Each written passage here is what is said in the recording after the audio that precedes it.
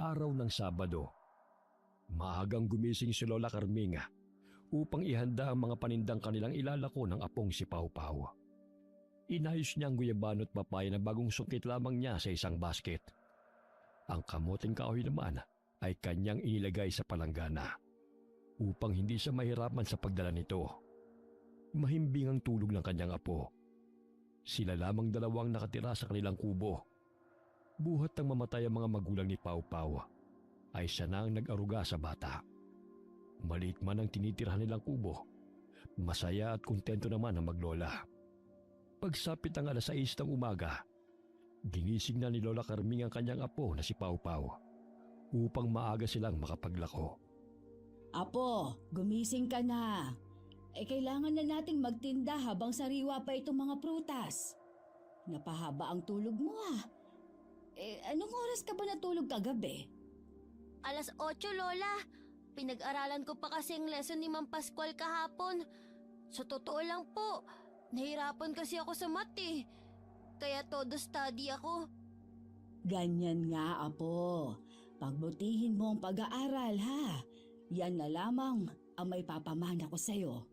Kapag nawala na ako sa mundong to, may magandang kinabukasan na maghihintay sa'yo.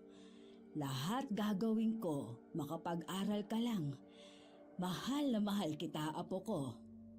Mahal na mahal din po kita, Lola. Gusto ko paglaki ko, papatuyuan kita ng tindahan para hindi ka na mahirapan sa paglalako sa kalsada. O siya, maligo ka na dun sa banyo nang sa ganun ay makapag-almusal na tayong dalawa. Palihim na nagpunas ng luha si Lola Carming dahil naalala niya ang hirap na dinanas nilang dalawa at ang lahat ng yun ay nanagpasan nilang pareho.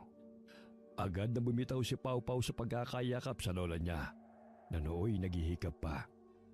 Agad na bumangon si Pau Pau at tinungo ang banyo upang maligo. Hindi pa man siya tapos na magsabon, inalanghap na niya ang mabangong amoy na nilulutong paksiw ni Lola Carming. Kaya't dali-dali siyang nagbuhos ng tubig at nagtakip ng tuwalya.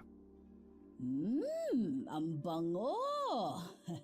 Tsak na mapaparami ng kain ng apo kong si Pau Pau nito. Lola, tapos na po akong maligo. Bigla akong nagutom sa amoy ng niluluto mo, Lola. Ang bilis mo namang maligo.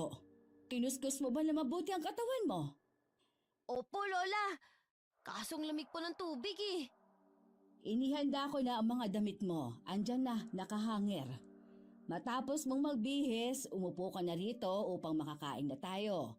Marami-rami pa tayong ilalakong prutas at kamoteng kahoy. Sige ho, Lola. Gutom na rin ako. Matapos kumain ay agad nang umalis sa maglola upang maglako ng kanilang mga paninda. May iilan sa mga residenteng bumili sa kanila na kanilang nakakasalubong sa kalsada. Saglit silang pumuesto sa gilid ng kalsada upang makapagpahinga. Maya-maya'y napansin ni Pau Pau ang kwintas ni Lola Carming na umiilaw. Nakaramdam din ang kakaibang bigat ng pakiramdamang matanda na naroon sa paligid. Hinaplos ni Lola Carming ang kwintas na minana pa niya sa kanyang amang manggagamot. Ang buong akala ni Pau Pau ay isa lamang yung ordinaryong kwintas, ngunit hindi niya alam na isa itong mutya. Lola, umiilaw po yung kwintas niyo May baterya po ba sa loob niyan? Wala, Apo. Isa itong babala na may nilalang na nagmamasid sa atin o masamang engkanto. Engkanto po? Nasaan po siya? Huwag kang maingay. Batid kong itim na engkanto ang nagmamasid sa atin. Sasaktan po ba niya tayo? Umalis na po tayo rito. Mamaya mapano pa tayo? Huwag kang mag-alala. Hindi ako papayag na masaktan kanino man. O siya, bitbitin mo na yung basket. Opo, Lola. Doon na lamang po tayo sa isang puno magpahinga. Napalayo na sina Pau Pau at Lola Carming sa baryo na kanilang tinitirahan. 3 baryo na ang kanilang nadaraanan sa paglalako ng kanilang mga paninda. May nakasagupang engkanto si Lola Carming nung siya'y dalaga pa. Dahil na rin sa kanya ipinamana ng kanyang ama ang pagiging manggagamot. Ngunit ang puwersang nararamdaman niya sa oras na yon ay napakalakas at hindi pangkaraniwan katulad sa kanyang mga nakalaban. Ayos lang ba kayo, Lola? Bakit tila hindi po kayo mapakali?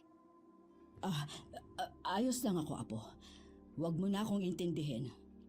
Lumipat na lang tayo na mapagpapahingahan. Hindi kasi ako komportable rito eh. Bakit hindi pa rin po humihinto sa pag-ilaw yung kwintas nyo? Kayong ang sabi nyo, wala namang baterya. Hayaan mo na lamang yan. Ang importante, makaalis tayo sa lugar na ito.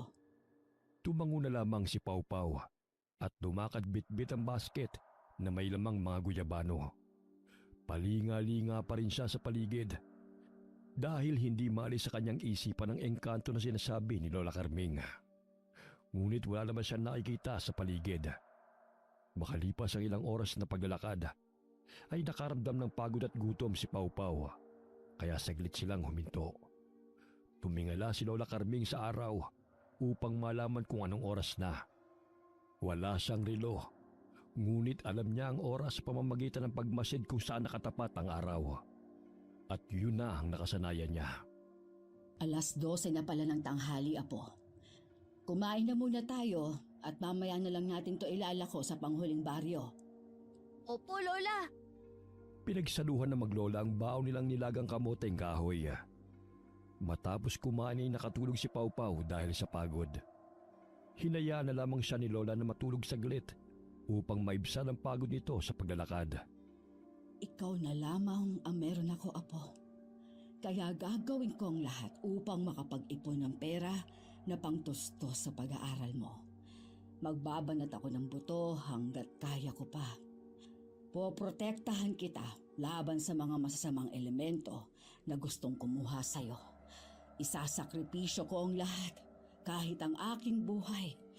Sana, bago man ako lumisan sa mundong ito, ay makapagtapos ka muna sa pag-aaral. Nang sa ganon, ay kaya mo nang lumaban sa hamon ng mundo. Muling naging emosyonal si Lola Carminga habang tinitignan ang mukha ng kanyang apong si Pau Pau. Anak ni Lola Carminga ang yumaong ina ni Pau Pau. Ngunit namaya pa ito matapos itong manganak. Ang ama naman ni Pau Pau ay namatay ng aksidenteng mabangga ng truck habang lasing na umuwi sa kanilang bahay. Dumaan ang ilang oras. 4:00 na ng hapon ang gisingin ni Lola ang kanyang apo. Apo! Gising na! 4:00 ng hapon. Kailangan pa nating ubusin tong paninda upang makabili tayo ng bigas. Kanya itong inalug-alug hanggang sa ito'y magising. Kinusot-kusot ni Pau Pau ang kanyang mga mata. Sa pangalawang pagkakataon na, muling umilaw ang bato sa suot na kwintas ni Lola. Ano na naman kaya ang elemento na ito? Mukhang sinusundan yata ako ah. Lola, umiilaw na naman po ang kwintas mo. Ibig ba sabihin yan, may engkanto na naman sa paligid? Sige, bumangon ka na at tayo'y uuwi na. Napadaan sila sa isang malaking puno ng balete at bigla na lamang may humila sa braso ni Pau Pau. Takot na sumigaw ang bata. Kaya ang kanyang mga bitbit na paninday tumilapon. Lola! Tulungan niyo po ako! Ayoko pong pumasok sa kahoy na to! Pau-pau, Apo! Hoy! Masamang elemento! Bitiwan mo ang aking apo! Lola, pakiusap! Tulungan niyo ako! Namilog ang mga mata ni Lola nang makita ang mabalahibong kamay ng elemento na humila kay Pau Pau. Nanlilisik ang mapupulang mga mata nito na nakatingin kay Lola Carminga habang binibitin ng batang lalaki. Sa takot ni Pau Pau ay naihisa sa kanyang salawal. Nagtamang paningin ni na Lola at ng itim na elemento. Doon na napagtanto ni Lola na isa itong kapre. Pau-pau! Huwag ka mag-alala. Babawiin kita sa itim na elementong yan.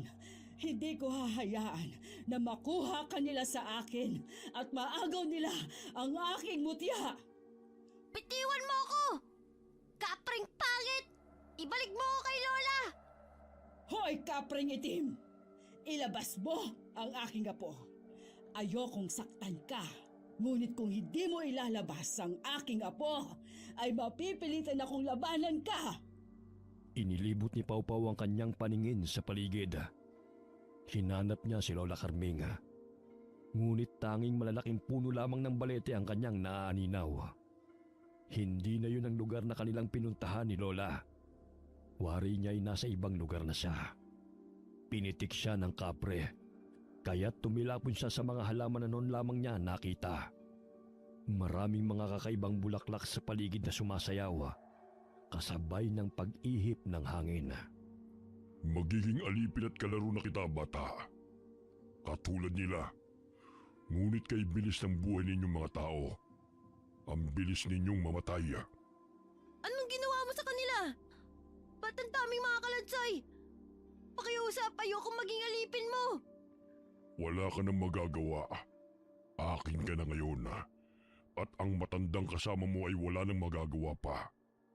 Kukunin ko ang kanyang mutya upang makalabas-masok ako sa lugar ng mga tao. Pakiusap, ibalik mo na ako kay Lola. Maaari naman tayo maglaro sa aming bahay eh. Ayoko rito. Natatakot ako. Hindi ka na makakalabas pa rito. Tulad nila, ay mamamatay kang pinagsisilbihan ako. Iba na lang ang gawin mong alipin. Sige na, palabasin mo na ako rito. Tumahimik ka! Baka gusto mong kasama ang matandang yun dito. Kaya lang mabilis siyang mamamatay. Dahil bilang na lang ang taon niya. Dahil matanda na siya. Ayoko rito. Gusto ko kasama ko si Lola. Luminga-linga si Lola Carming sa paligid. Ngunit wala siyang nakikitang may dumadaan sa mga oras na yun. Kinuha niya sa basket ang mga dala niyang mga pangontra. Maliban sa mutya na suot niya. Siya ay may kakaibang asin na kulay pula na merong basbas mula sa yumaong amang manggagamot. Minsan lamang niya yung ginagamit kapag napakalakas ang puwersa ng kanyang kalaban. Ang sinumang masamang elemento ang matamaan nito ay maglalaho at kailanman ay hindi na babalik pa. Dahil sa itim na kapangyarihang taglay ng kapre, ay hindi na mahagilap ni Lola Carming ang apo. Biglang lumitaw ang kapre mula sa puno ng balete at pahalakhak pa itong sinitsitan si Lola. Hoy tanda! Kung gusto mong mabawi ang iyong apo, isuko mo sa akin ang kapangyarihan mo. Alam kong malakas ang taglay mong mutya. Ano ako? Tanga? Bakit ko naman isusuko sa'yo ang mutya ko? Ito ang magliligtas sa aming dalawa ng apo ko. Kaya hindi ko isusuko sa'yo ito. Mas importante pa ang mutya mo kaysa sa buhay ng apo mo? Pwes, hindi mo na siya makikita kailanman. Hinahamon mo talaga ako, ha? Ibabalik mong apo ko o hindi? Biging ka ba? Ibabalik ko lang siya sa'yo kung ibibigay mo sa akin ang mutya. Ang mga katulad mo ay hindi mapagkakatiwalaan. Pakawalan mo si Pau Pau. Hindi mo siya alipin at kahit kailan ay hindi mo siya magiging pagmamay-ari. Isang orasyon ang isinambit ni Lola Carming upang mapawalang bisa ang kapangyarihang itim na bumabalot sa kanyang apo. Sinabuyan niya ng pulang asin ang puno ng balete kung saan naroon ang kapre. Ganun na lamang ang atungal nito nang dumampi sa kanyang balat ang pulang asin. Apo ko, huwag ka mag-alala. Ililigtas kita. Itigil mo yan, tanda! Nasasaktan ako! Ititigil ko lang ito kung ibabalik mo ang aking apo. Kung may masamang mangyari kay Pau Pau, titiyakin kong papatayin kita. Parang away niyo na, Lola. Ayoko pong maging hapunan ng higante at pangit na nilalang na to. Tulungan niyo ako. Aray! Hindi ko ibabalik ang apo mo. Akin na sa ngayon. Isuko mo na sa akin ang iyong kapangyarihan, tanda! Ayaw mo talaga, ha? Pwes, pahihirapan kita. Pinalibutan ni Lola Carming ng pulang asin ang puno ng balete. Gamit ang dinasalang langis na Biyernes Santo ay sinabuyan niya ito. Halos sunod-sunod na atungal ang pinakawalan ng kapre. Hanggang sa magmakaawa ito sa matanda, naitigilan nito ang ginagawang pagpapahirap sa kanya. Tuluyan nang napawalang bisa ang itim na kapangyarihan na bumabalot kay Pau Pau. Lumabas ang bata mula sa puno ng balete na nakadapa. Tumayo si Pau Pau nang makita niya si Lola Carming at mahigpit nitong niyakap ang matanda. Babalikan ko kayo at kukunin ko ang suot mong kwintas, tanda! Ikaw na bata ka! Magiging alipin kita! Lola! Iniligtas niyo ako sa mabaho-pagit na higante na yun. Natatakot ho ako sa kanya. Ang baho-baho niya. Ayoko po ron. Ang daming kalansay akong nakita. Ang sabi niya, mga alipin niya raw ang mga yun na namatay. Ligtas ka na, Apo. May masakit ba sa'yo? Anong ginawa ng kapre niyo sa'yo? Medyo masakit lang ho ang puwet ko dahil bumagsak ako nung binitawan niya ako. Kinulong po niya ako, Lola. Ayoko po ron. Huwag kang mag-alala. Wala na siya. Hindi ka na niya makukuha pa. Sumilay ang ngiti sa labi ni Lola Carming. Isa-isang pinulot na maglola ang prutas na tumilapon sa lupa. Kaunti na lamang ang naiwang kamoteng kahoy at prutas. Papauwi na sana sila nang masipat ng paningin ni Pau Pau ang tindero ng mga lobo at mga laruan. Namangha siya na makita mga yun at nagniningning ang mga matang tumingala kay Lola Carming. Naririnig din nila ang ingay ng mga tao. Karamihan ay mga bata. Huling baryo na yun na kanilang pinuntahan. Huminto sila saglit sa nadaan ng perya. Napawang ang labi ng batang lalaki dahil sa pagkamangha. Napawi ang kanyang nararamdamang takot at napalitan ng ngiti. Lola, tignan mo oh. Ang ganda. Pwede ba tayong pumasok dun? Gusto ko po muna mag-ikot-ikot sa buong peryahan. Ang ganda ho kasi. Nakakamangha ho ang bawat dekorasyon. Gagabihin na tayo sa daan. Alam mo namang kani-kanina lang may nakalaban tayong itim na elemento, hindi ba? Mamaya may mga umaaligid lang na mga kasamahan yon. Minsan lang po kasi ako makapunta sa perya, Lola. Nung isang taon, hindi kami pinapasok ng bantay dahil wala raw kaming pambayad. Gusto ko po sana sumakay sa octopus na yun. Para kasing nasa ulap kapag nakasampa ka na ron. O sige, 30 minutos lang ha. Basta wag kang lalayo. Opo, Lola. Maraming salamat ho sa pagpayag nyo. Naluluhang wika ni Pau Pau at sabay yakap kay Lola Carming. Hinalikan pa ni Pau Pau ang pisngi ni Lola sa sobrang tuwa. Ilang sandali pa'y may isang babaeng lumapit sa kanila. Nagtatakang tumingala si Pau Pau sa babae dahil ngumiti ito sa kanila. Magandang hapon sa inyo. Hello, Lola. Ako po pala si Amanda. Napaka-cute naman po ng apo ninyo. Magandang hapon naman sa'yo, Ineng.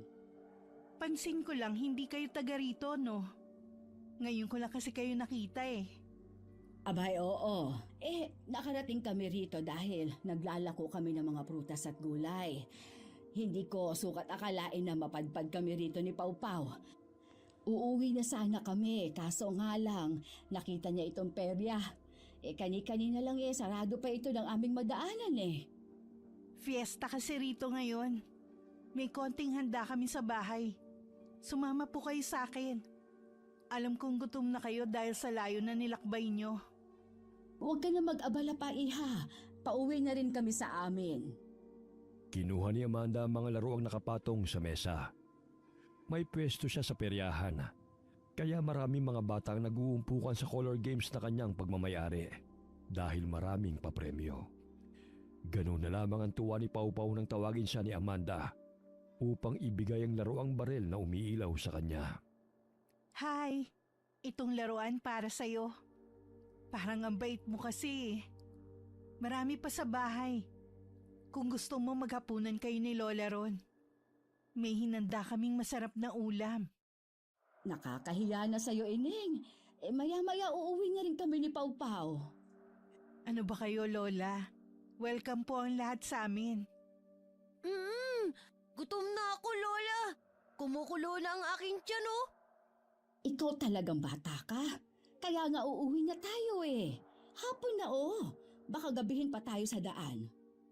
Saan po ba kayo nakatira, Lola? Sa San Diego, malayo na nga rito eh. Naku, 3 baryo pa ang lalakbayin nyo. Tsaka wala na hong sasakyan ng ganitong oras. Pwede kayo magpalipas ng gabi sa bahay. Naku Eneng, ayos lang naman. Napadpad kami rito kasi nakisakay kami sa tricycle. Nakita kasi naming marami-raming tao ang naglalakad sa kalsada. Kaya naisipan kong maglako ng aming paninda. Hindi ko akalain na fiesta pala rito. Kaya pumayag na kayo sa imbitasyon ko, Lola. Nag-aalangan man sumama na lamang si Lola Carming sa dalaga sapagkat nagugutom na ang apo niyang si Pau Pau. Kanina pa niya napapansin ang kakaibang ngiti ni Amanda habang matalim na pinagmamasdan ang kanyang apo. Sila'y nakarating sa liblib na lugar, malayo sa perya. Nang makarating sila roon, ay nakasalubong ni Lola Carming ang mga magulang ng dalaga. Inay, Itay, bagong kaibigan ko ho sina Pau Pau at Lola Carming. Magandang gabi sa inyo. Ngumisi lamang ang mga ito sa maglola at palipat-lipat ang tingin sa kanilang mga bisita. Lola, nagugutom na po ko. Ang sabi ko sa'yo, doon na lang tayo kakain sa bahay. Gabi na kasi, baka mapano pa tayo sa daan. Kaso Lola, gusto ko pong makikain kay Ate Ganda. At saka para na din makakain ako ng karneng baboy. Puro gulay at isda lamang kasi ang kinakain natin eh. Nandito na po tayo sa bahay kaya wag na ho kayong mag-alala. Hayaan nyo na si Pau Pau. Tingin ko minsan lang naman siya mag-aliw eh. Napabuntong hininga si Lola Carming sa sinabi sa kanya ni Pau Pau. Umawak si Pau Pau sa palda ng dalaga na nakilala lamang kanina. Umalis sa mga magulang ni Amanda. Ngunit saglit itong huminto sa paglalakad at muling lumingon kay Lola Carming. Iha, saan papunta ang mga magulang mo? Magtitinda sila ng balot at chicharon sa perya. Marami na kasing tao ron eh. At saka si nanay na yung papalit sa akin sa pwesto ko sa perya. Kahapon pa kasi ko nandun. Inaya niya ang maglola na pumasok sa loob ng kanilang bahay. Isang maliit na kubo na pinalilibutan ng maraming naglalakihang mga kahoy. Unang apak pa lamang ni Lola Carming ay kinilabutan na siya na hindi niya mawari. Lola Carming, pasok na ho kayo sa kubo namin. Pasensya na kung ganito lang ang bahay namin ha. Ano ka ba, Iha? Ang importante ay nangingibabaw pa rin ang pagmamahal at respeto sa isa't isa. O sige Lola, maupo na muna kayo. Ipaghahain ko lang kayo ng makakain ninyo. Sige Ate Ganda, maghihintay po kaming dalawa ni Lola Carming. Amoy pa lang masarap ng ulam niyo eh. Huwag kang mag-alala, marami kaming niluto. Kaya mabubusog ka talaga. Sa wakas, makakakain na ulit ako ng karne. Minsan lang kasi ako nakakatikim nun eh. Tugon ni Pau Pau sabay kindat sa dalagang si Amanda. Tuluyan ang dumilim ang paligid.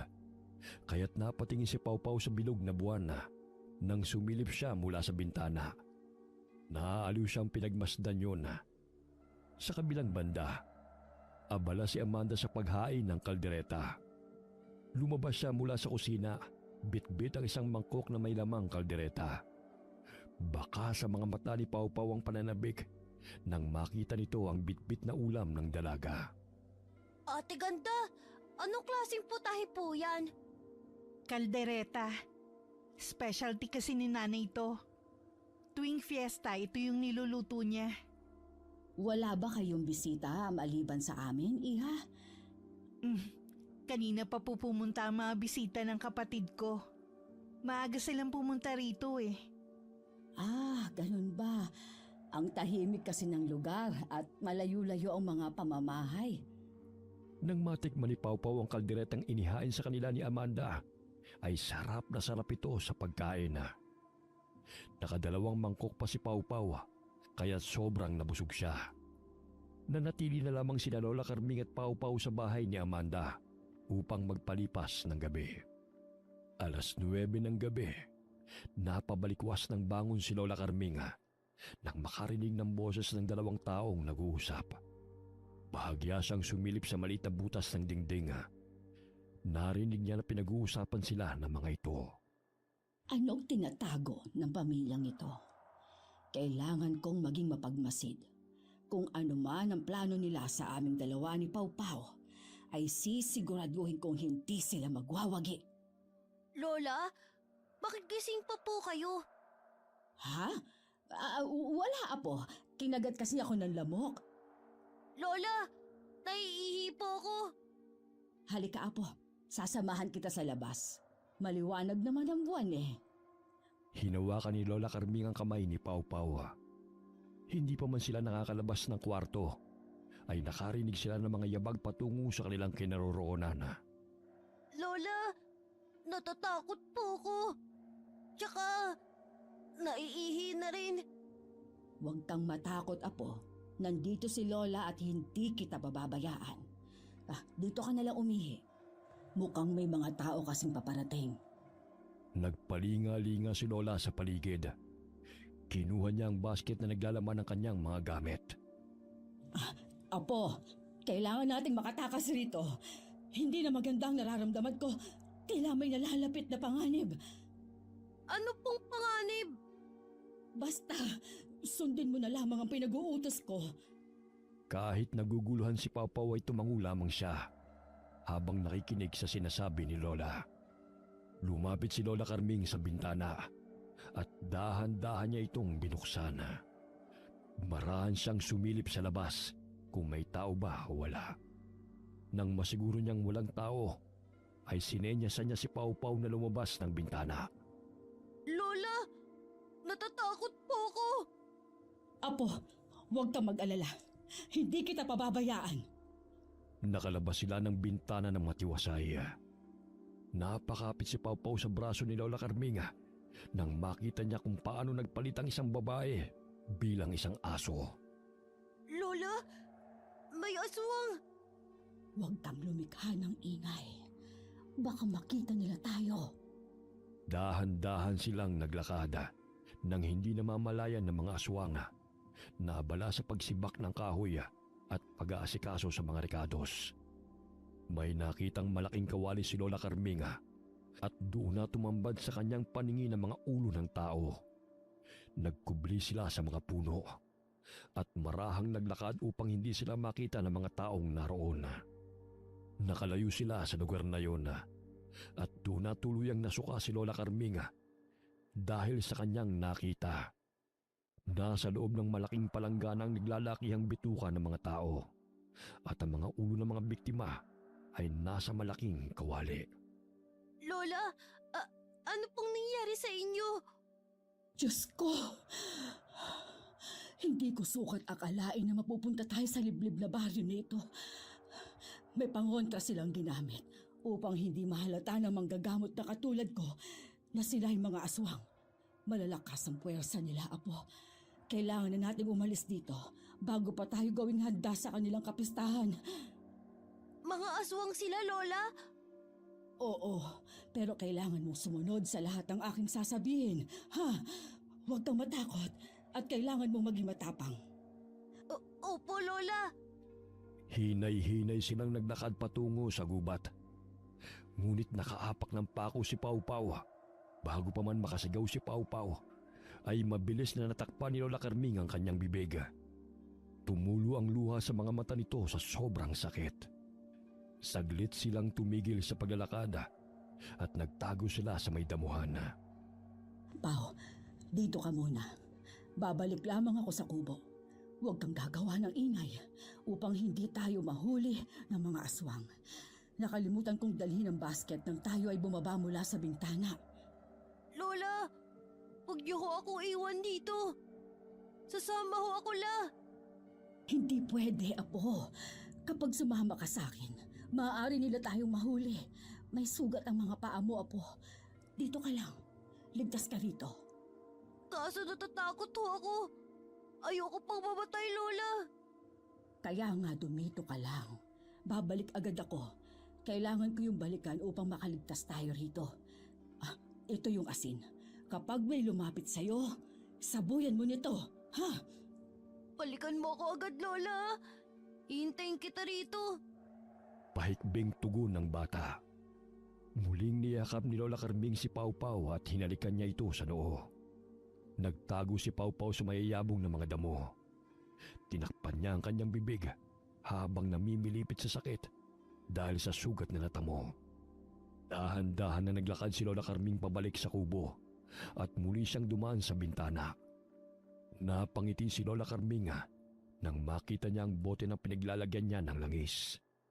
Paglabas ni Lola Carming sa bintana ay nakita siya ng isang bata na anak ng aswang. Sinabuyan siya ni Lola Carming ng kaunting lana, kaya't napaso ito at sumigaw at humingi ng tulong. Umalis ka sa daraanan ko. Akala mo ba hindi kita kayang patayin? Kahit bata kay nananalaytay na sa dugo ninyo ang pagiging aswang. Mabilis na naalarma ang mga aswang. Kumaripas ng takbo si Lola Carming patungo sa kinaroroonan ni Pau Pau. Siya'y hinarangan ng mga lalaking aswang at sinugod ng mga ito. Biglang umilaw ang bato sa kanyang kwintas at napatakip sa kanilang mga mata ang mga lalaki. Dahil sa sinag ng ilaw na nagmumula sa suot na mutya ni Lola Carming, napaatras ang mga ito dahil parang mabubulag ang kanilang mga mata. Tumila po ng ilang mga aswang sa lakas ng liwanag na animoy may malakas na puweras ang lumabas mula roon. Nang makalayo na siya sa mga aswang na humahabol sa kanya, ay dali-dali niyang tinungo ang kinaroroonan ni Pau Pau. Apo! Nasaan ka na? Lola! Nandito po ako! Halik kayo rito! Kailangan na nating umalis dito. Ang dami nila at marami na silang nabiktima. Lola! Nakita ko po muling lumiwanag ang kwintas nyo at tumilapon ng mga aswang na sumusugod sa inyo. Kaya nga huwag kang matakot dahil ginagabayan tayo ng puting gabay na si Marwana na siyang nagkaloob dito sa amin ni Ama. Patakan muna natin ang langis ang iyong sugat para maibsan ang sakit. Sa tulong ng sangkap na mga halamang gamot sa loob ng lanahana, ay mayroon itong antibacterial na gamot sa impeksyon. Kaya unti-unting napapawi ang kirot sa sugat ni Pau Pau. Patuloy na sinusundan ng mga aswang si Lola Carming. Pasinghot-singhot pa ang mga ito sa paligid upang matunto ng kinaroroonan ng matanda.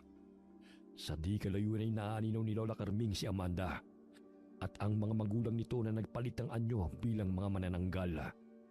Maging ang kapatid ni Amanda na naghahanap din sa kanila.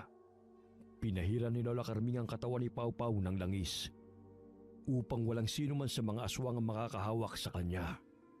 Lola, unti-unti na pong nawawala ang kirot sa aking paa. Pero hindi ko pa po kaya maglakad. Papasanin kita. Sa gayon ay makaalis tayo rito. Hindi nila tayo maaaring maabutan.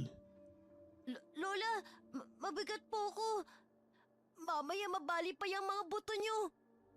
Wala ka bang tiwala sa akin, ha, Apo?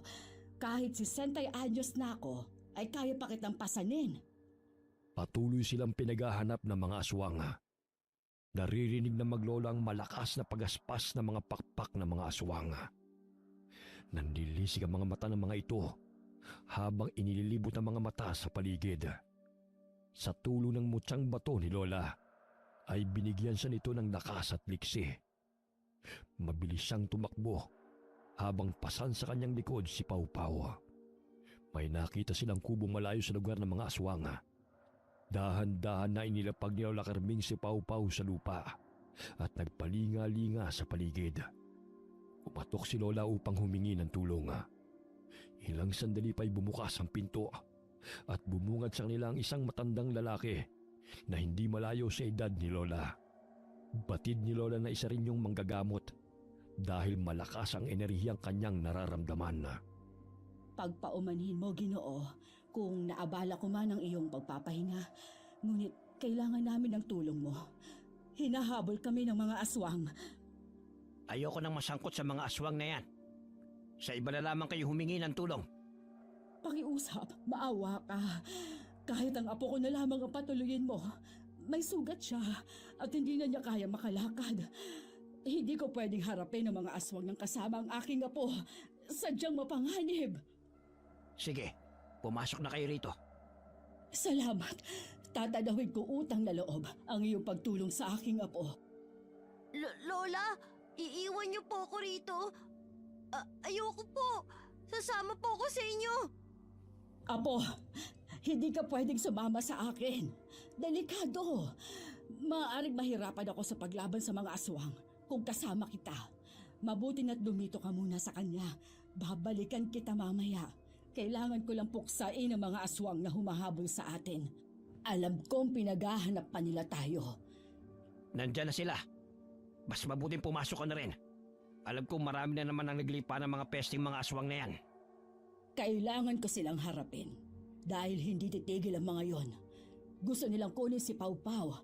Lalo na ng babaeng aswang na yon. May buntot ng pagi ako rito. Gamitin mo muna. Dito na lamang ako sa labas mag-aabang sa kanila. Dali-daling sinarado ni Mang Tesyo ang pinto at naglagay ng iba't ibang pangontra sa mga aswang nang sa ganun ay hindi mapasok ang kubo. Sinalubong ni Lola Carming ang mag-asawang manananggal na papalapit sa kubo. Ako ang harapin ninyo, mga mapanlinlang! Nasaan na ang bata? Ibigay mo siya sa amin! Anong akala mo sa akin? Ganun-ganun na lang isusuko ang aking apo? Kahit anong gawin mo'y wala ka na magagawa. Itutulad ka rin namin sa isang mga tuwad na manggagamot. Ang dami na ninyong pinatay. Karamihan ay mga batang walang kamuwang-muwang. Yun ang silbi nila sa aming mga aswang. Ang kanilang dugot laman ay nagbibigay sa amin ng kaginhawaan. Pero ikaw, tanda, sagabal ka sa aming mga plano. Kaya nararapat lang sa iyo mamatay. Kayong mga walang nagawang tama ang mamamatay. Pinagkaitan mo ng buhay at pangarap ang mga batang inyong pinaslang. Malamnan lang ang inyong mga sikmura. Ang ingay mo, tanda! Sinugod ng mag-asawang manananggal si Lola. Ngunit sinalubong sila nito ng hampas ng buntot page. Tinamaan ng lalaking manananggal sa balikat, kaya't napasigaw ang asawa nito dahil sa galit. Pinagaspas na mag-asawang manananggal ang kanilang mga pakpak upang muling sugurin si Lola. Ngunit naiwasan niya ito nang walang kahirap-hirap. At kanyang tinamaan sa bandang dibdib ang babaeng manananggal nang hampasin niya itong muli. Labis ang sakit na naramdaman ng mga manananggal sa tuwing tinatamaan sila ng buntot ng page. Tila nakukuryente sila sa tuwing dumadampi ito sa kanilang mga katawan. Hindi ako natatakot sa inyo. Kailangang matigil ang paghahasik ninyo ng lagim. Hanggat hindi nauubos ang lahi ninyo, hindi kayo titigil sa inyong mga kasamaan. Akala mo talaga'y mapapatay mo kami? Nag-iisa ka lang laban sa amin. Napaka-ilusyonada mo naman kung mauubos mo kami, tanda! Dumating si Amanda at kasama ang kapatid nito. Sinugod nila si Lola Carming. Ngunit mabilis niyang naiwasan ang matutulis na mga kuko ng magkapatid at sinabuhay niya ito ng asin. Dahilan na umatungal ang mga ito. Hoy, tanda! Tantanan mo ang mga magulang ko! Hoy, ikaw na babae ka! Ginamit mo pa ang aking apo upang sumama sa'yo. Ang dami ninyong batang pinatay! Kaya nga isasama ka namin sa bilang ng aming pinatay, tanda! Napakaswerte mo dahil nakatakas ka pa. Ngayon hindi ka na makakatakas! Sinugod ni Amanda si Lola Carming. Nakakalmot nito sa likod si Lola. Ngunit mabilis naman siyang hinampas ng matanda ng buntot ng page sa muka. Dahilan na nasaktan din siya. Bumukas ang pinto ng kubo at doon lumabas si Mang Tesyo at pinagsasabuyan ng asin ng mag-asawang manananggal habang nakikipaglaban si Lola kay Amanda. Natakot ang ibang aswang na sumugod dahil umiilaw ang kwintas ng matandang babae.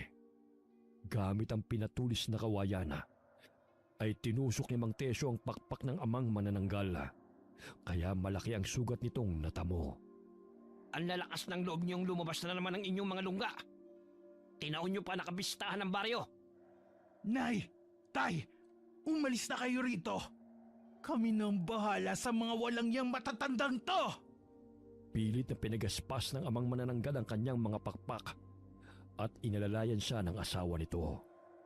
Bagamat muling itinarak ni Mang Tesyo ang sibat na pinatakan niya ng katas ng kalamansi, dahilan na muling umatungal ang amang aswang. Gayon din ang pagsugod nito sa inang aswang hanggang sa bumagsak ang mga ito sa lupa. Ang tapang ninyo! Hindi ko nahayaan pa ang ginawa niyong pagtatraidor sa akin! Hoy, tanda! Tantanan mo ang mga magulang ko! Kayo ang lumayo! Wala kayong ginawa kundi ang mamerwisyo ng mga tao! Paulit-ulit na inundayan ng saksak ni Mang Tesyo ang ulo ng mag-asawang aswang na bumaligtas sa lupa. Pinapagaspas pa ng mga ito ang kani-kanilang mga pakpak bago nalagutan ng hininga. Malakas na humiyaw sina Amanda at Thalia nang makitang unti-unting nalagutan ng hininga ang kanilang mga magulang. Samantala, napangiwi si Lola Carming dahil sa sugat na kanyang natamo. Ngunit dahil sa taglay niyang lakas na mula sa kanyang kwintas na suot, ay hindi siya basta-basta mapapaslang ng mga aswang. Babalikan ko kayo! Pagbabayaran ninyo ang pagpaslang sa mga magulang ko! Panghahamon pa ni Amanda kay Lola Carming. Pinigaspas nito ang malapad nitong mga pakpak at mabilis na dinagit ang mga nakahandusay na mga magulang. Bago pa man siya matamaan ng sibat ni Mang Tesyo, ay nakalipad na ito palayo. Ngunit muli siyang hinambalos ni Lola Carming ng buntot ng pagi, kaya't tinamaan siya nito sa likod. Dahilan na mawalan siya ng balanse at bumulusok pababa. Ngunit patuloy na lumipad palayo ang kanyang kapatid sa takot na mahagip ng buntot ng pagi ng matandang babae. Thalia, huwag mo kong iwan dito! May pag-asa ka pang magbago, Iha. Magbago saan? Ikaw na matanda ka, dapat na magbago. Kayong mga huwad na manggagamot ang walang puwang sa mundong to. Dahil kayo ang dahilan ng pagkamatay ng lahi namin! Malakas na hinampas ni Amanda gamit ng pakpak nito si Lola Carming. Muli niyang pinagaspas ang pakpak at nilisan ang lugar na yon.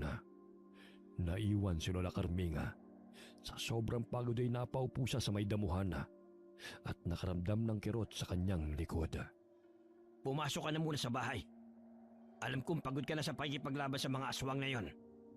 Ang dami nila, bukod sa kanilang magpamilya. Maraming bata silang pinaslang. Hay nako, naglipa na naman sila.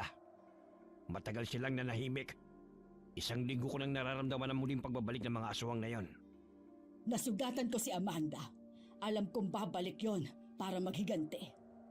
Kilala mo siya? Oo, nagpakilala siya sa amin ng aking apo. Inimbitahan niya kami sa kanilang tahanan upang kumain. Pumasok sila sa kubo at doon nadatnan nila sa ilalim ng mesa si Pau Pau. Dahil sa takot at pagod ay nakatulog na ito roon. Binuhat ni Mang Tesyo ang bata at pinahiga sa katre. Kinumutan niya ito bago ginamot ang mga sugat ni Lola Carming. Kailangan natin puksain ang mga aswang na yon. Kailangan ko ng tulong mo. Alam kong malakas ang iyong kapangyarihan at kayang-kaya natin silang matalo. Gustuhin ko man, ngunit nababahala ako sa kaligtasan ni Pau Pau. Ayokong madamay siya. Kaya nga kailangan natin pag-isipan ng mga hakbang na ating gagawin. Kung hindi natin sila magagapi, marami pa silang mabibiktima. Lalong-lalo na mga batang katulad ni Pau Pau. Ginagamit nila ang kahinaan ng mga bata. Sa kagustuhang mailigtas sa mga residente sa baryo, pumayag si Lola Carming sa sinabi ng Mang Tesyo. Kailangan nilang sugpuin ang paghahasik ng lagim ng mga aswang na nakatira sa baryo di Magiba. Hindi magkakaroon ng katahimikan at kapayapaan ng baryo kung patuloy na maghahasik ng lagim ang mga kampo ng kadiliman. Inabukasan, dumating sa kubong tinitirahan ni Mang Tesyo ang kapitan ng baryo di Magiba, si Kapitan Julio, at may kasama itong 3 tanod. Magandang araw, Mang Tesyo. Napag-alaman kong may kaguluhan daw na nangyari dito kagabi. Sinugod na naman kami ng mga aswang, Kapitan. Aswang? Naniniwala ka pa sa mga aswang sa tanda mong yan? Sa tagal kong naninirahan dito, wala pa naman akong nakikitang aswang Kung meron mang aswang, siguro hindi taga rito sa atin. Maaaring dayo. Naku, Kapitan. Totoo ang aswang. Nakakasalamuha mo pa nga ang ilan sa mga aswang eh. Nasisiguro ko na kung sino sila. At sino yung kasama mo? Mukhang bagong salta siya rito Maaari ko bang malaman kung anong pangalan mo, Lola? Ako si Carming, taga Barrio San Diego. Sitio San Diego? Ang layo nun dito Kailan ka pa naparito at bakit ka nandito? Napadpad kami rito dahil naglalako kami ng aking apo ng mga gulay. Tapos may nag-imbita sa amin na kumain sa kanilang bahay. Nalaman namin na mga aswang pala sila. Kaninong bahay naman kayo pumunta? Kina Amanda. Si Amanda, aswang? Naku, malabong sinasabi mo, Lola. Wala sa lugar namin ang aswang. Parang binabaliktad nyo lang yata ang sitwasyon Nako, totoo naman ang sinasabi ko. Bakit? Isa ka rin ba sa kasamahan ni na Amanda? Naku, Lola. Huwag mo akong pagbibintangan ng ganyan. Sa ating dalawa, ikaw pa itong mapagkakamalang aswang. Sa gandang lalaki kong to? Nagulantang si Kapitan Julio sa sinabi ni Lola Carming Lumingon si Lola Carming sa gawin ni Mang Tesyo na tahimik lamang Tsaka bawal po ba kami ng aking apo na mapadpad rito? Alam mo, Kapitan, kailangan mong kilalanin ang mga taong sakop ng inyong pamumuno. Hindi ka ba nakakarinig ng balita tungkol sa mga aswang? Gayong kitang-kita ng mga mata ko ang dami nilang mga biktima. Hindi naman po sa ganun, Lola. Hindi naman ako maaaring basta-basta maniwala sa sinasabi nyo na aswang sina Amanda. Dahil wala naman tayong matibay na ebidensya. Lahat pwede magturo kung sino ang aswang. Maaaring ikaw nga mapagkamalan din Huwag kang mag-alala, Kapitan Julio. Kami ay hindi magtatagal rito. Tsaka maaari mong puntahan ang lugar kung saan nakatira sina Amanda upang ikaw na mismo ang makasaksi sa kanilang mga inihahain. Mga tao, hindi mga karne ng baboy. Ngunit maaari kayong makulong sa maling paratang mo sa kanila kung mapapatunayan na hindi talaga sila mga aswang.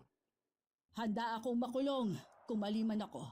Ngunit paninindigan ko ang aking sinabi na hindi ako ang aswang na pinupunto mo at sina Amanda ang manggugulo sa baryo na pinamumunuan mo. Ilang sandali nagpaalam ang mga ito sa kanila. Nang makatalikod si Kapitan Julio kasama ang 3 tanod, kinausap ni Lola Carming si Lolo Tesyo. Nararamdaman mo ba ang nararamdaman ko sa presensya ni Kapitan Julio? Oo. Noon pa ako naghihinala sa kanya. Ngunit wala akong matibay na ebidensya na sangkot siya sa paghahasik ng lagim ng mga aswang sa baryong ito. Nararamdaman ko lamang ang negatibong enerhiya niya. Pakiwari ko'y may relasyon sila ni Amanda noon pa man. Dahil gano'n na lamang niya kung ipagtanggol ang babaeng yon. Kung ganon, kailangan nating kumilos. Kailangan nating agad masugpo ang kanilang kasamaan. Magmamasid ako sa mga kaganapan sa baryo na ito. Lalo na sa kapitan na yon. Masama ang kutob ko sa kanya. O sige, gagawa rin ako ng mga pangontra laban sa kanila. 8:00 na ng umaga na magising si Pau Pau. Agad itong napabalikwas ng bangon nang maalala niya ang kanyang Lola Carming. Lola! Nasaan ka na, Lola? May aswang, Lola! Mabuti at gising ka na. Tahan na, apo. Huwag ka na umiyak. Nagbalik na si Lola. Hindi kita iiwan. Ngunit kailangan ni Manong Tesyo ang tulong ko upang mapuksa ang mga aswang sa baryo na to. Lola, sigurado po kayo? Kung matinding laban ang kaharapin natin, baka masaktan po tayo. Apo, hindi ko gustong masaktan ka, pero kailangan nating magtulungan. Ang aswang ay takot sa mga bagay na hindi nila kayang kontrolin at ang mutyang ito ay may kapangyarihang protektahan tayo. Hindi ako matatakot sa kanila basta't magkasama tayo. Pero paano po tayo magsisimula, Lola? May mga hakbang na tayo, Apo. Nais kong magmasid at magtipon ng mga impormasyon tungkol sa mga aswang. At sa tulong ni Manong Tesyo, makakagawa tayo ng mga pangontra laban sa kanila. Hindi natin sila kayang durugin ng lakas lamang. Kailangan natin ng diskarte. Ngunit kailangan mo muna magpalakas. Hindi pa naman tayo makakaalis dito dahil hindi pa naghihilo masugat mo. Nagsagawa ng plano sina Lola Carming at Mang Tesyo kung paano pupuksain ang mga aswang na naghahasik ng lagim sa baryo. Lingid sa kalaman ng karamihan ng taong nirerespeto sa baryo at ang pasimuno ng lagim ay si Kapitan Julio na pinuno ng mga aswang. Ang matandang yun ay may pangontra laban sa atin. Kaya kailangan natin siyang mapalaya sa baryo na ito. Kung hindi tuluyan niyang ibubulgar ang lihim natin. Lalo na't napatay nila ni Tesyo sina Amang at Inang. Hindi ko naman sukat akalain na may taglay na anting-anting na mutya ang matandang yun. Huli ko na nang malaman.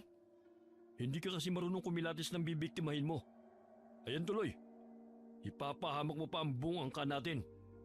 Pwede ba wag mo akong sisihin? Namatayan ako ng mga magulang. Dapat din sa kanila ang mamatay. Samantala, tumulong si Pau Pau kina Lola Carming at Mang Tesyo na paghandaan ang muling paglusob ng mga aswang. Nilagyan niya ng dinikdik na bawang at asina ang bawat bato na gagamitin niya sa kanyang tirador na siya namang ginawa ni Mang Tesyo para sa kanya.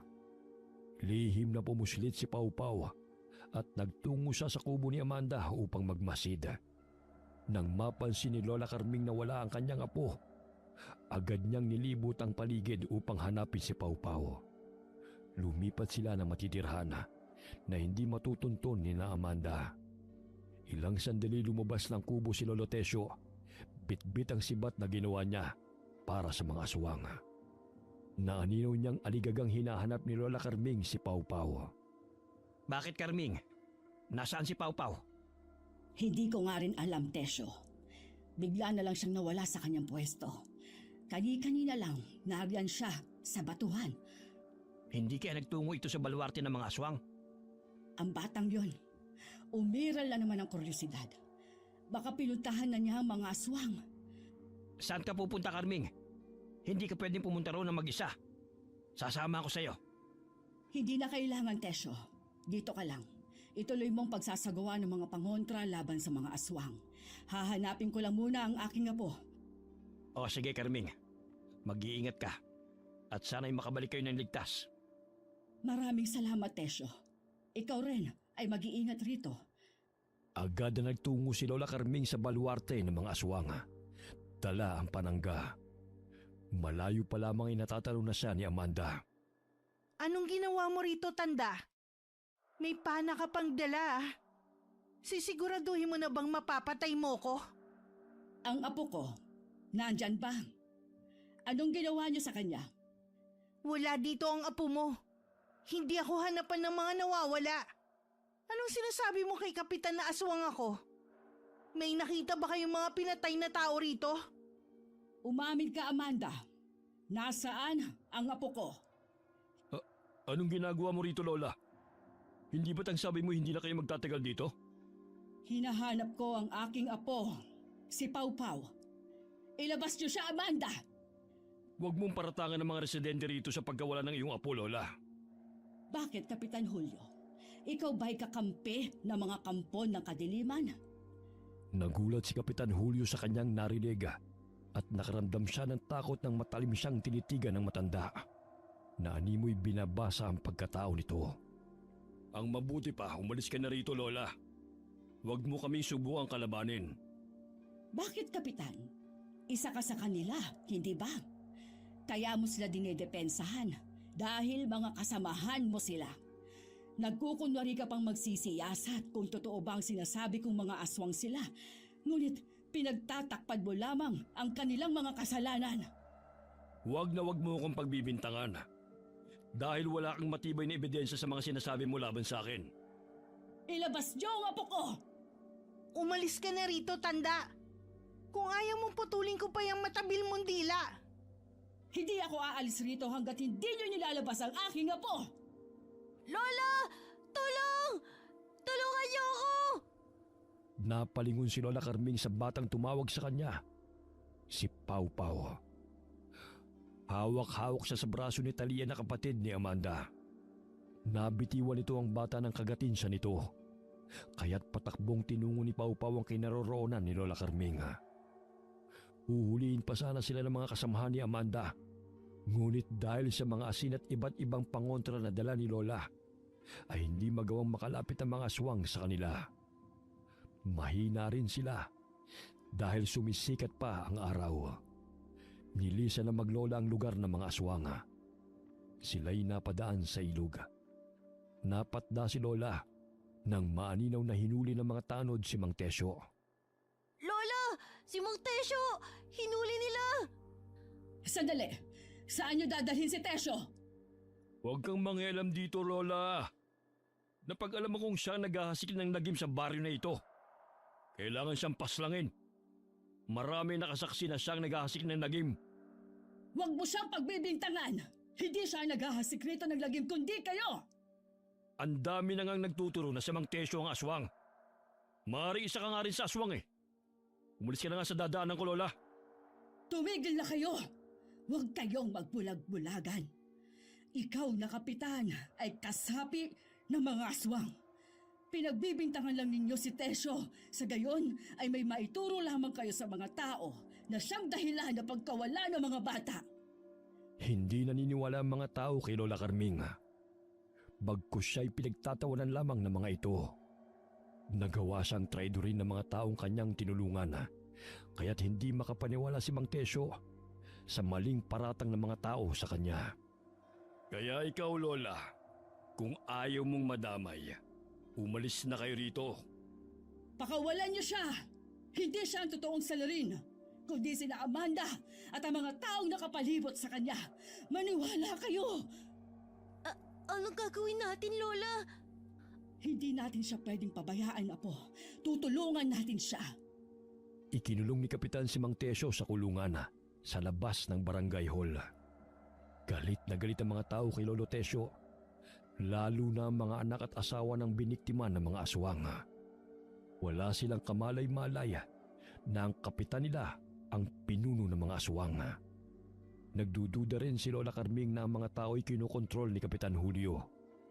Nagtungo ang maglola sa likod ng barangay hall at kanilang sinilip si Lolo Tesyo na naroon sa ginawang kulungan. Siya'y nakaposas at nakagapos sa mga paa. Tesyo! Huwag kang mag-alala! Ililigtas ka namin ni Pau Pau! Huwag niyo na akong pag-aksayan pa ng oras. Hayaan niyo na lamang ako. Hindi ka namin pwedeng pabayaan! Ililigtas ka namin! Tayong dalawa ang papaslang sa mga aswang! Ang mga tao'y abala sa paghahanda sa lugar kung saan hahatulan ng kamatayan si Mang Tesyo. Ang ilan sa mga ito'y nangunguha ng sanga ng kahoy. Pagsapit ng gabi, handa na si Lola Carming na iligtas si Lolo Tesyo sa kamay ng mga tao sa utos ni Kapitan Julio. Apo, handa ka na ba?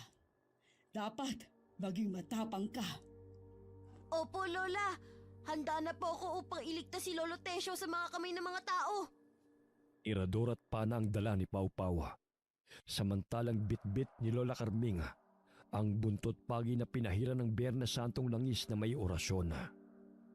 Gabi, tinungo ng maglola ang lugar kung saan hahatulan si Lolo Tesyo. Isang nakakapanindig balahibo ang kanilang nakita na kanilang naaninaw sa daan. Si Kapitan Julio'y nag-anyong malaking aso. Hindi inaasahan na baling ang tingin nito sa kanila. Samantalang si Mang Tesyo ay nakagapo sa malaking kahoy ng akasya habang napapalibutan ng mga sanga ng kahoy na handang sindihan anumang oras. Pakawalan niyo ako rito! Isa itong bitag ng mga aswang! Sigaw ni Lolo Tesyo.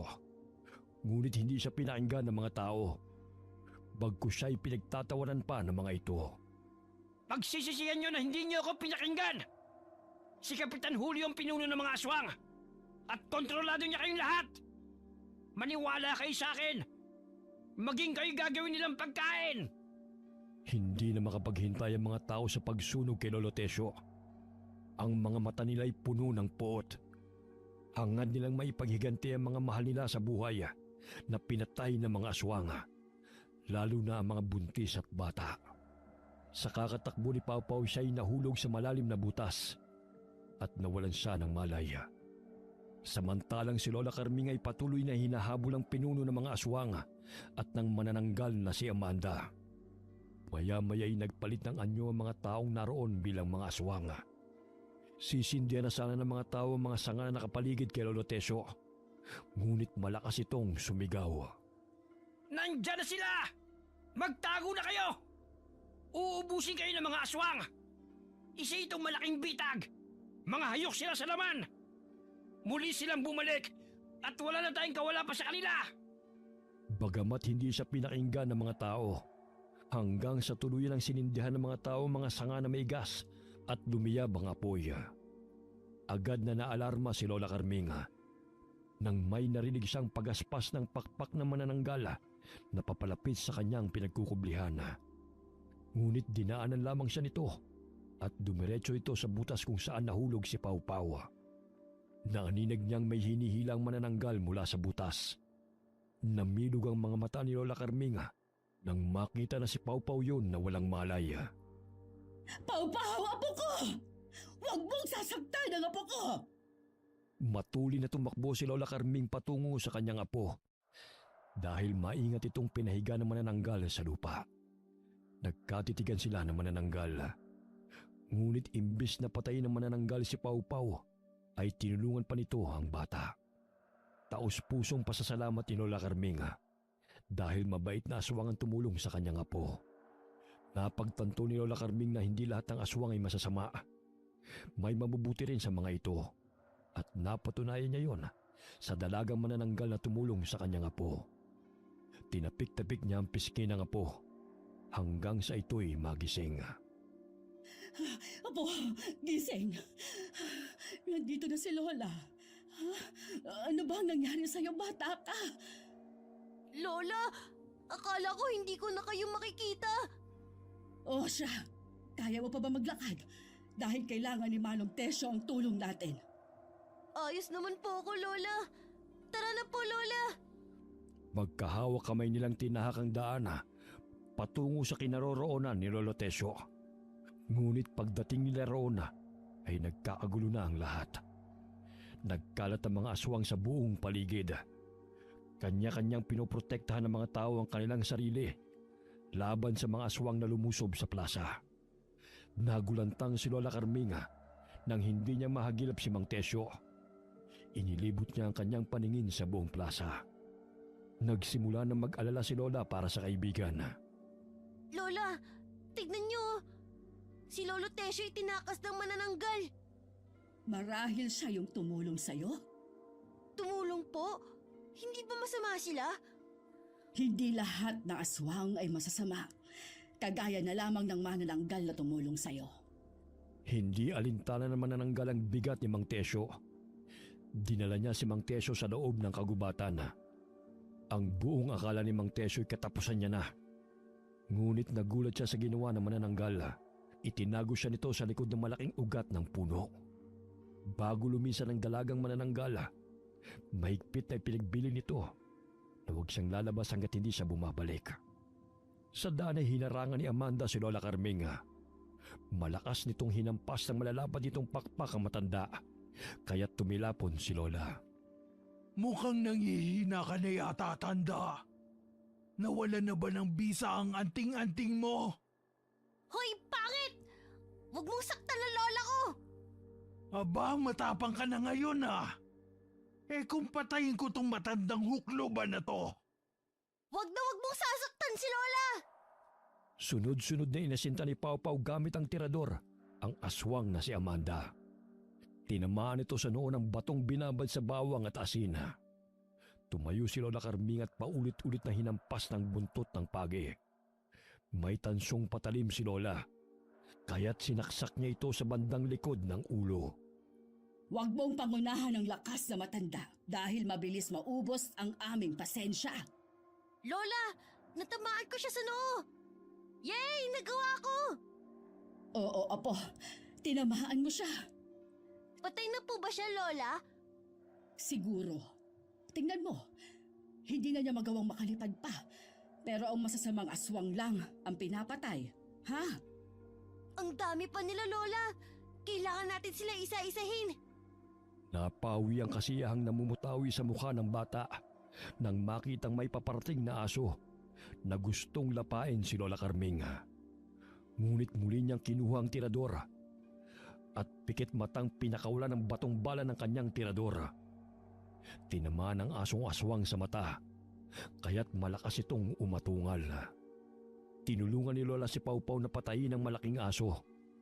Hinambalos niya ito ng buntot pagi at sinaksak ng tansong patalim ang ulo nito.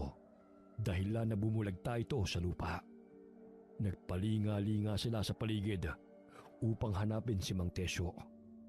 Ngunit hindi pa rin nila ito mahagilap. Naninaw nilang kinakalaban ng isang manananggal ang kapwa nito, mga aswang.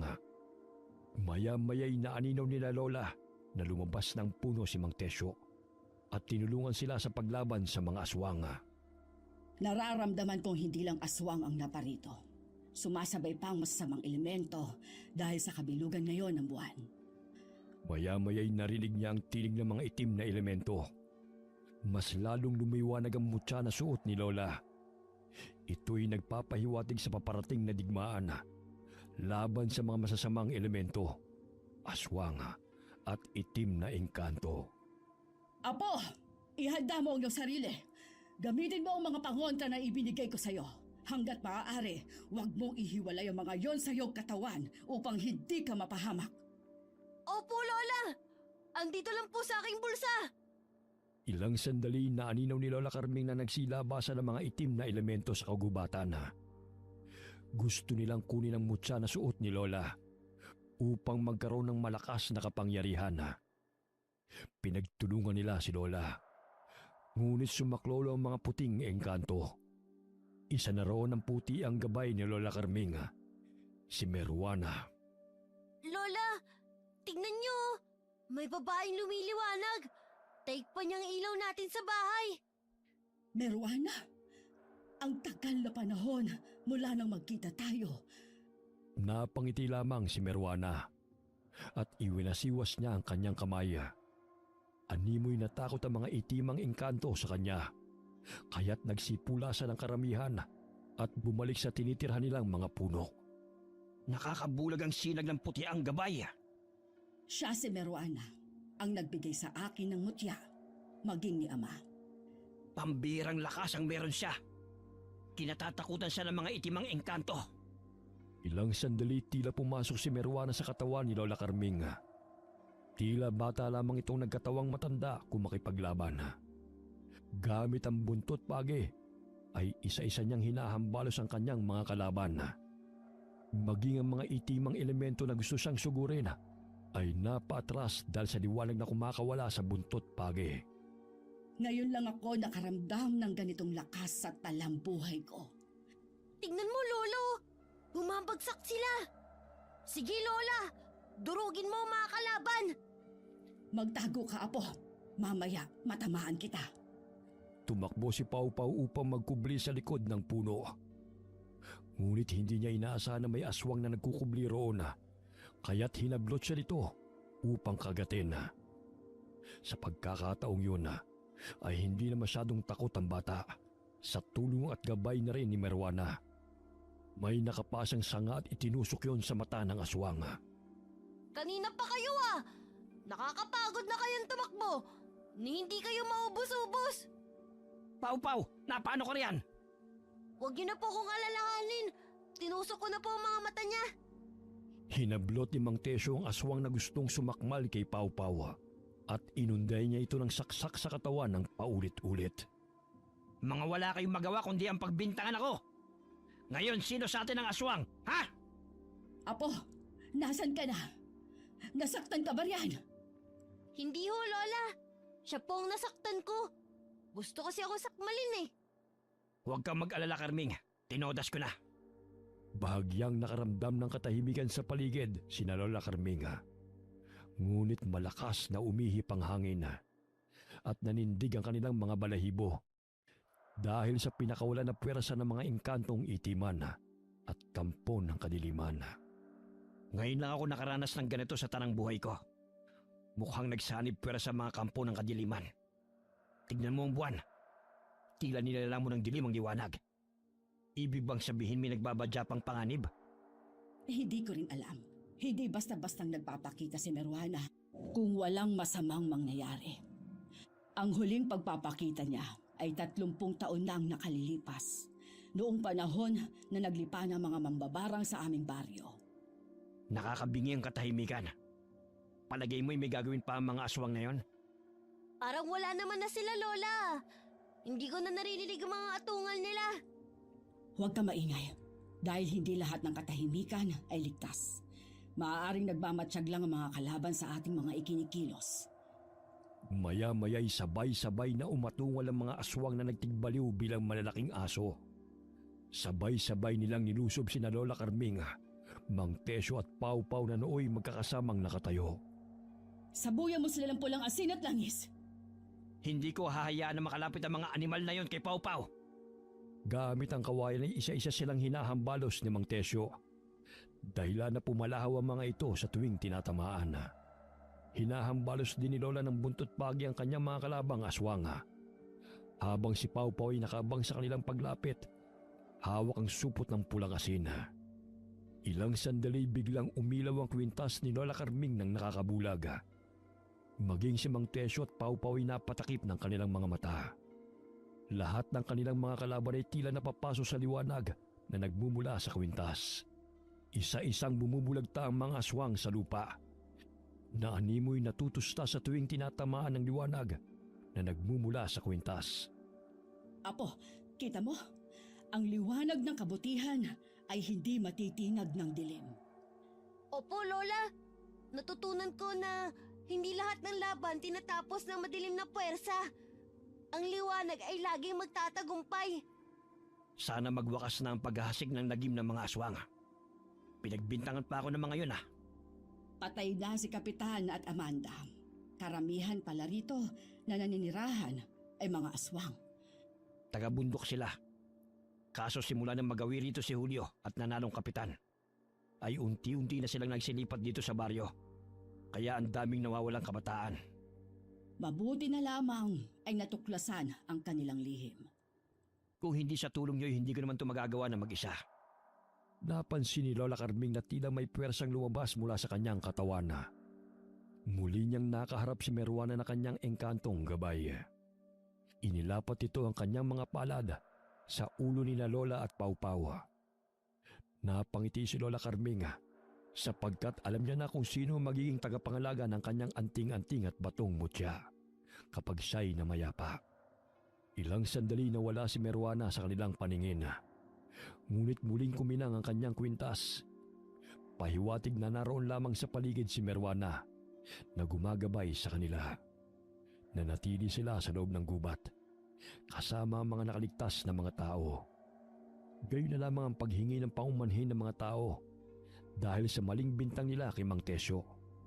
Nakatulog sila hanggang sumapit ang umaga. Papungas-pungas si Pau Pau ng mga mata ng magising. Nakita niyang naglalakad-lakad sina Lola Carming at Mang Tesyo at pinagmamasda ng mga nasawing mga kalaban. Naging abo ang kanilang mga katawan na animoy natupok ng apoy. Ang lakas ng kapangyarihan ng iyong gabay na si Meruana. Tignan mo nangyari sa mga katawan ng mga aswang. Naging abo. Maging ako man ay hindi ko inaasahang maging ganito ang kanilang kahahantungan. Alam mo, Carming, naging palaisipan sa akin yung manananggal na nagligtas sa akin kagabi. Naalala ko may nunal siya malapit sa kanyang pulso sa kamay. Marahil siya rin ang nagligtas kay Pau Pau. Kung hindi niya kinuha si Pau Pau mula sa butas, ay hindi ko pa alam na nahulog siya ron. Hindi lahat ng aswang ay masasama. Kaso nga lang nadadamay sila sa kasamaan ng kanilang mga kalahi. Tulad din ng mga tao. May masasama at may mabubuting hangarin. Naway ligtas lamang siya. Hindi siya naging abo katulad sa kanyang mga kalahi. Naging aral sa mga tao na hindi dapat kagad maniwala sa sumbong ni Numana. Dapat ay maging mapagmatyaga at maging mapanuri bago husgahan ng iba. Karamihan sa mga kasamahan ng mga taong naroon ay nilapa ng mga aswang. Mabuti na lamang ang iba'y nakapagtago bago pa sila maabutan ng mga masasamang nilalang. Nahagip ng tingin ni Pau Pau ang isang babae. Maaliwalas ang mukha nito at bahagyang napangiti ito sa bata. Nakita rin siya ni na Lola, ngunit mabilis siyang umalis. Magaan ang pakiramdam ko sa batang yon. Alam mo ba, Carming? Naalala ko yung balat sa kamay ng manananggal na tumulong sa akin. Ganon din kasi ang balat ng aking nawawalang anak. Akala ko ba'y nag-iisa ka na lang sa buhay? May anak ako. Ngunit isang araw ay bigla na lamang siyang hindi umuwi galing eskwela. Siya si Thea. 12 taon lamang siya noon. Talaga? Ay kailangan nating hanapin ang manananggal na tumulong sa atin. Kung buhay pa siya, maaari natin siyang tanungin tungkol sa katauhan niya at kung bakit niya tayo tinulungan. Yung babaeng nakita natin kani-kanina lang. Ilang linggo ko lang nakikita na nakatanong sa akin mula sa malayo. Hindi ko alam kung bakit. Ngunit sa tuwing lalapitan ko siya'y agad naman siyang umaalis. Siguro kung buhay man ang aking anak na si Thea, marahil magkasing edad sila. Hanggang ngayon pinapanalangin ko na sana'y buhay pa ang aking anak. Dahil wala naman akong bangkay na nakita. Kaya umaasa akong buhay pa siya.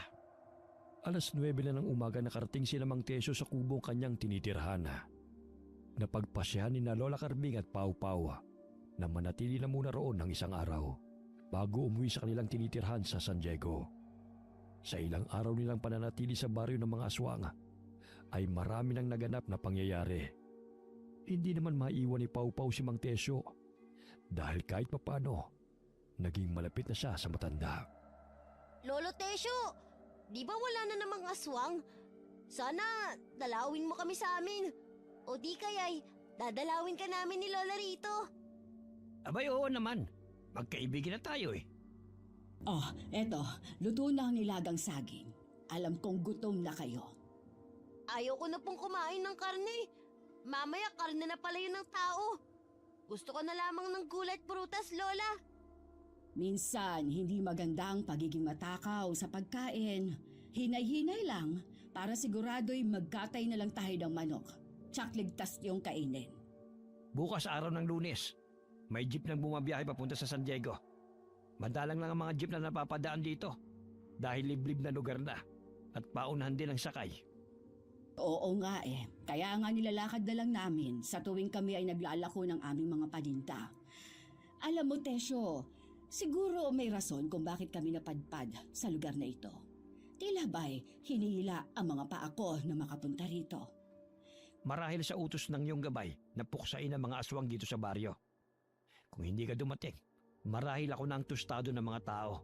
Galit na galit sila sa akin eh. Kahit papaano'y nasawi na ang mga aswang na yon. Sana naman wala lang natirang masasamang aswang. Gabi, nilatag ni Pau Pau ang banig na kanilang tutulugan ni Lola Carming. Hindi pa man sa tuluyang nakakatulog, ay may malakas na kalabog silang narinig mula sa bubungan. Lumabas ng kubo si Mang Tesyo. Tumambad sa kanyang paningin ang isang manananggal na galit na nakatitig sa kanya.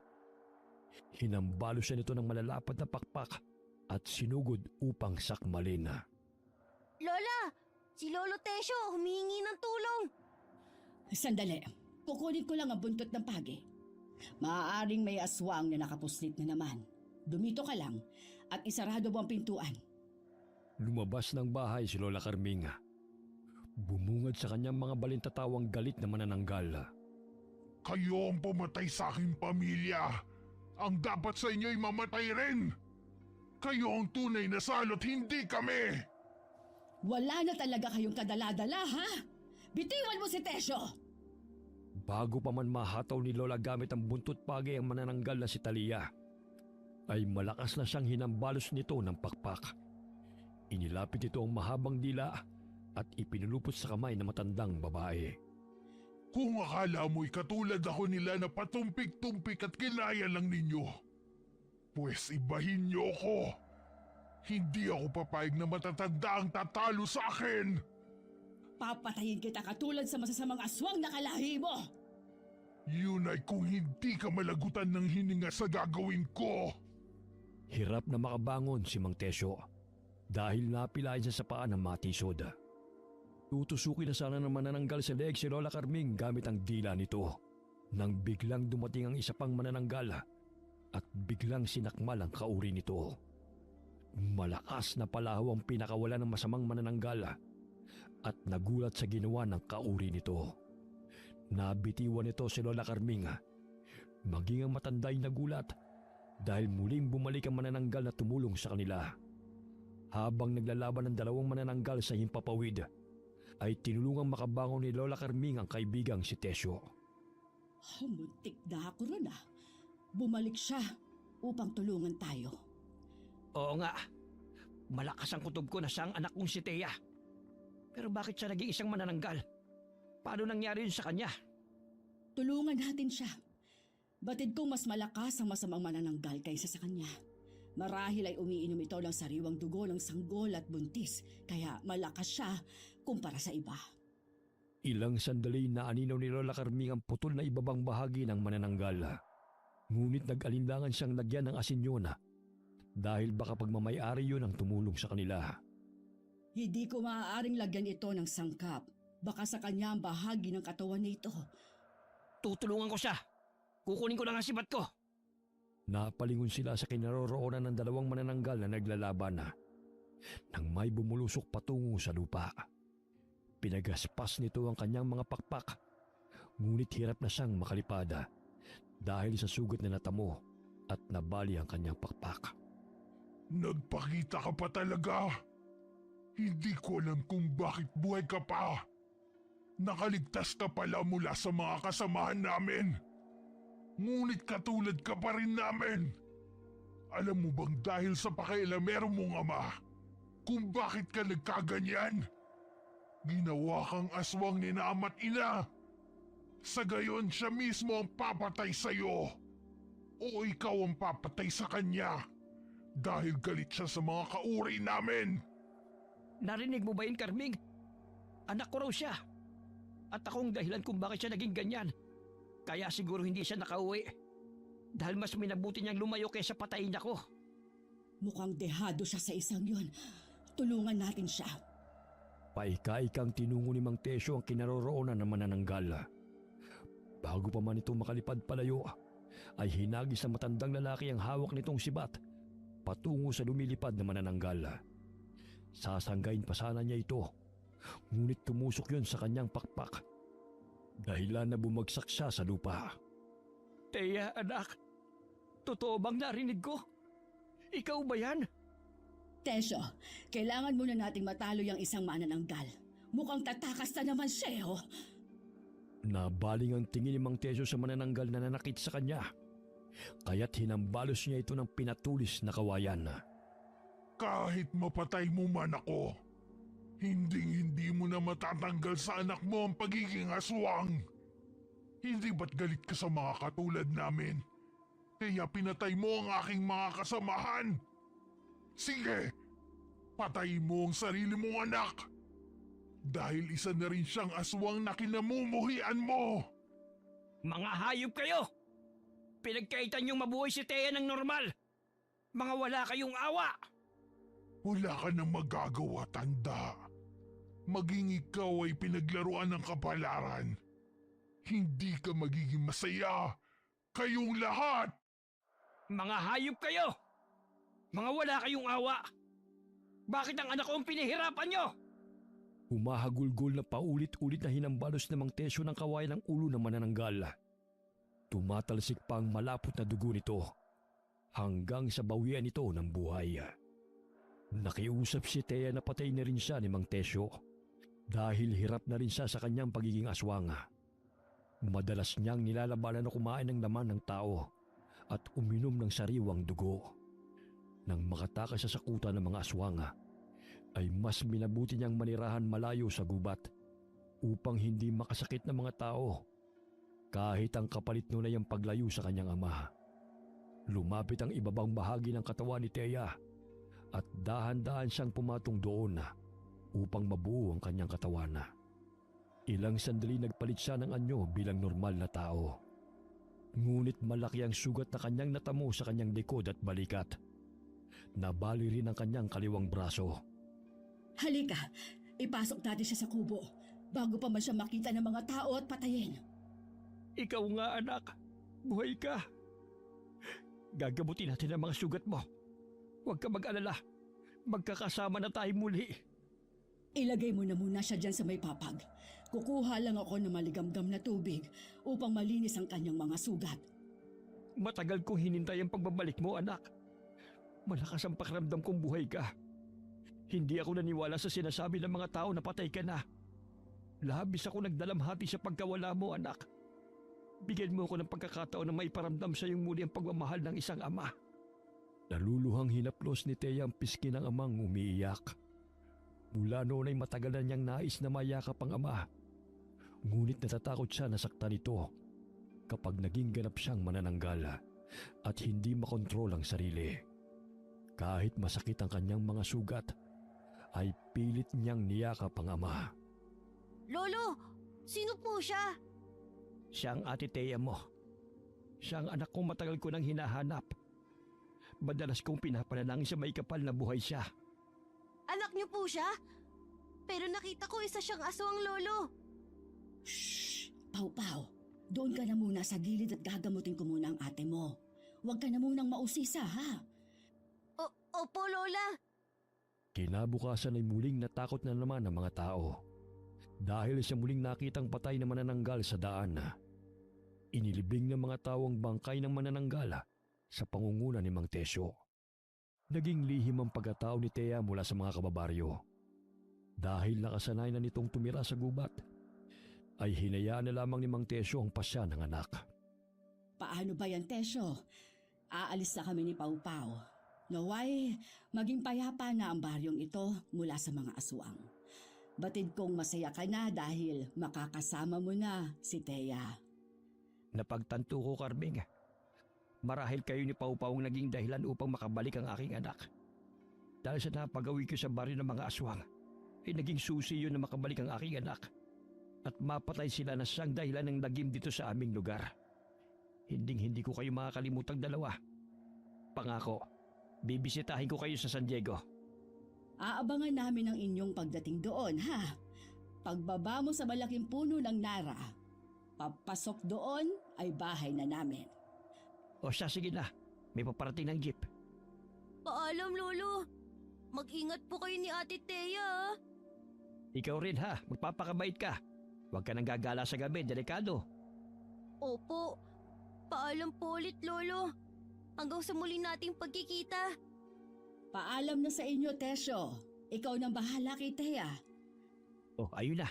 Huminto na ang jeep. Mag-iingat kayong dalawa. Kumakaway-kaway si Mang Tesyo sa maglola.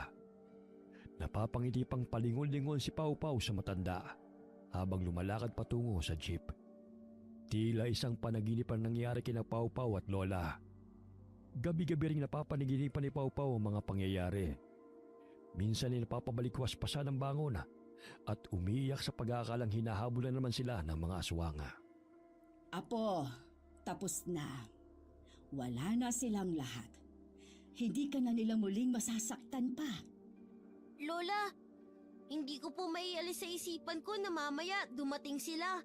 Tapos, kukunin nila tayo. Nakita mo ba yung liwanag na pumatay sa kanila? Hanggat narito ang kwintas na ito sa akin, ay hindi nila tayo masasaktan. Patibayin mo ang iyong pananalig sa may kapal. Sa gayon ay mawala ang takot dyan sa puso mo. Opo, Lola. Basta, wag mo akong iiwan, ha? Ay, syempre, hinding-hindi kita iiwan. Sanggang dikit kaya tayong dalawa. Teka, may ipinabibigay pala ang guro mong si Mrs. Pascual. May libreng school supplies pala kayo. Hindi ka na nakapasok sa eskwela, kaya dinala na lang ito ni Marie kanina. Kokopya na lang ako ng mga pinag-aralan namin kay Marie. 2 araw din ako lumiban sa klase, eh. Babawi po ako, Lola. Hindi na po ako magbubulakbol. Oh, tama yan. Sa gayon ay hindi ka na mapahamak pa. Ihanda mo ng mga gamit mo sa eskwela dahil bukas maaga ka pang papasok. Basta tandaan mo na huwag mong ipagsasabi sa iba ang mga nangyari sa atin sa Barrio de Magiba. Hindi lahat ng tao ay paniniwalaan ka. Ang iba ay pagtatawanan ka lang. Sinunod ni Pau Pau ang payo ni Lola Carminga. Tikom ang kanyang bibig na ikwento sa iba ang kanilang pinagdaanan mula sa kapistahan sa baryo di Magiba.